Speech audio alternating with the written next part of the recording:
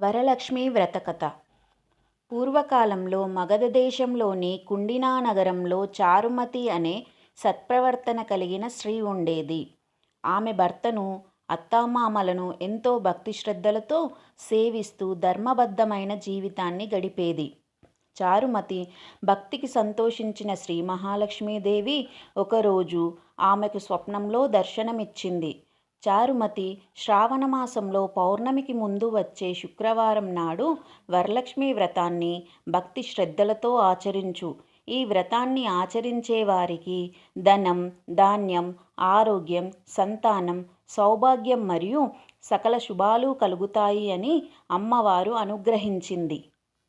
మరుసటి రోజు చారుమతి తనకు వచ్చిన స్వప్నాన్ని తన భర్తకు, అత్తామామలకు మరియు ఇరుగు పొరుగు స్త్రీలకు చెప్పింది. అందరూ ఎంతో సంతోషించి అమ్మవారు చెప్పిన విధంగా వ్రతం చేయాలని నిర్ణయించుకున్నారు. శ్రావణ శుక్రవారం రోజున చారుమతి తెల్లవారుజామునే లేచి ఇంటిని శుభ్రం చేసి పూజా మండపాన్ని ఏర్పాటు చేసింది. అందమైన ముగ్గు వేసి కలశాన్ని ప్రతిష్ఠించి దానిపై కొబ్బరికాయను ఉంచి వరలక్ష్మీదేవిని ఆవాహన చేసింది. ఆమెతో పాటు ఇతర స్త్రీలు కూడా పసుపు, కుంకుమ, పూలు, అక్షంతలు, పండ్లు మరియు నైవేద్యాలతో అమ్మవారిని భక్తి శ్రద్ధలతో పూజించారు. వరలక్ష్మి అష్టోత్తర శతనామావళి చదివి అమ్మవారికి నైవేద్యం సమర్పించి హారతి ఇచ్చారు. పూజ అనంతరం చారుమతి మరియు ఇతర స్త్రీలు అమ్మవారికి ప్రదక్షిణలు చేయడం ప్రారంభించారు.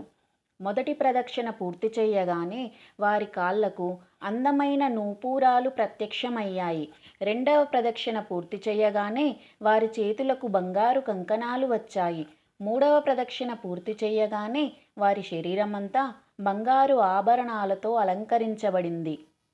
అమ్మవారి మహిమను చూసి అందరూ ఆశ్చర్యపోయారు. చారుమతి మరియు ఇతర స్త్రీలు శ్రీ వరలక్ష్మీదేవిని భక్తితో స్తుతించారు.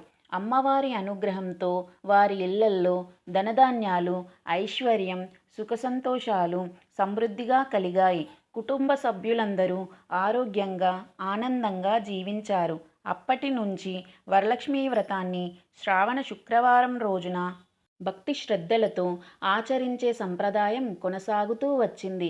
ఎవరైతే ఈ వ్రతాన్ని నియమనిష్టలతో ఆచరిస్తారో వారికి శ్రీవరలక్ష్మీదేవి అనుగ్రహం లభించి సకల ఐశ్వర్యాలు మరియు సౌభాగ్యాలు కలుగుతాయని విశ్వాసం. శ్రీ వరలక్ష్మీదేవికి జై. శ్రీ మహాలక్ష్మీదేవికి జై. మరెన్నో ఇలాంటి వీడియోల కోసం ఛానల్ని లైక్ చేయండి, షేర్ చేయండి మరియు సబ్స్క్రైబ్ చేసుకోండి. Thank you for